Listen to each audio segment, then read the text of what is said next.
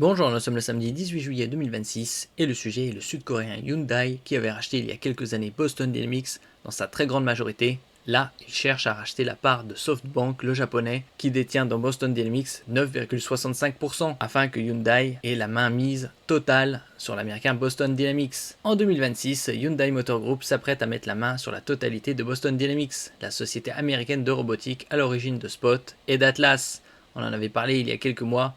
Le sud-coréen Hyundai a pour ambition d'utiliser davantage de robots sur ses lignes de production de véhicules. D'après plusieurs sources concordantes, le groupe sud-coréen va racheter à SoftBank la part qui lui reste, c'est-à-dire 9,65%. Si l'opération se confirme, Hyundai détiendrait 100% du capital de l'entreprise et refermera un dossier ouvert depuis des années. N'oubliez pas de vous abonner pour plus de news sur le monde de la high-tech ainsi que les bons plans également sur mon Twitter et en description sous toutes mes vidéos. Vous pouvez les retrouver dans mes playlists et voir mes articles sur mon blog, tous les liens seront en description. N'oubliez pas de mettre un j'aime, un commentaire, de partager, de cliquer sur les liens en dessous de mes vidéos pour soutenir la chaîne. Les soldes d'été se terminent le mardi 28 juillet à 23h59, vous pouvez les retrouver dans ma playlist Bon Plan. Hyundai possédait déjà 80% de Boston Dynamics depuis juin 2021, donc ça fait déjà 5 ans.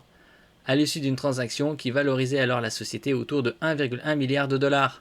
Actuellement, 1 euro, c'est environ 1,14 $. Cette dernière étape change moins la façade que le contrôle réel. Le groupe allège sa gouvernance et pousse encore plus loin un choix stratégique clair, celui de la robotique.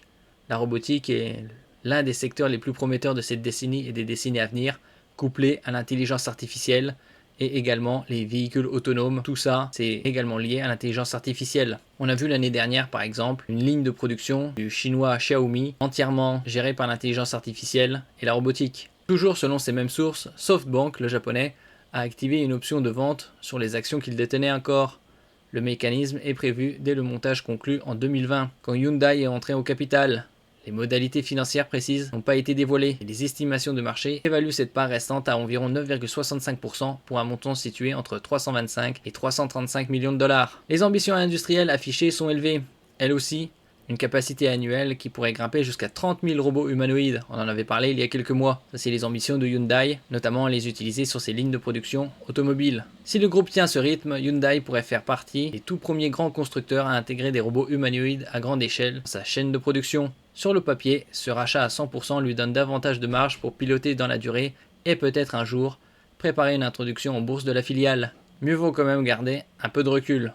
Bon, ça, c'est hypothétique. La fiabilité, la sécurité, le coût réel face à un salarié ou à une automatisation plus classique, sans parler de la refonte des processus de travail dans les usines, tout cela reste ouvert.